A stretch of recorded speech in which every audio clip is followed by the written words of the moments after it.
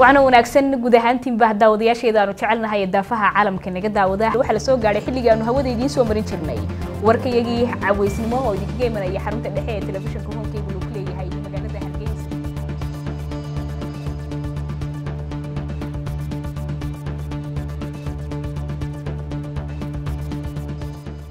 shaqadeedii waxa iska bedelay sida COVID-19 uu bilaabmay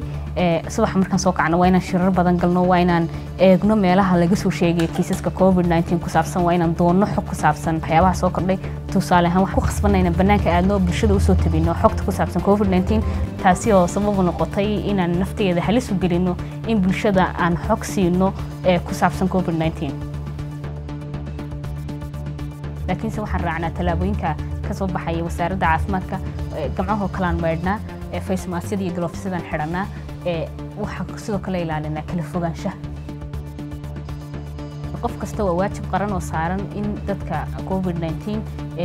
loo sheego xaaladiisu halka ay marayso iyo in la dagaalamo waxa naga tahay in bulshadu ay ku baraarugto COVID-19 saameyntiisa iyo inay dhamaanteen tahay waajibna saaran in COVID-19 la dagaalamo aniga waxaan xiranahay face mask adigana waxa waajib kuga ah inaad xirato face mask si aad u badbaadiso naftaada qoyskaaga iyo bulshadeena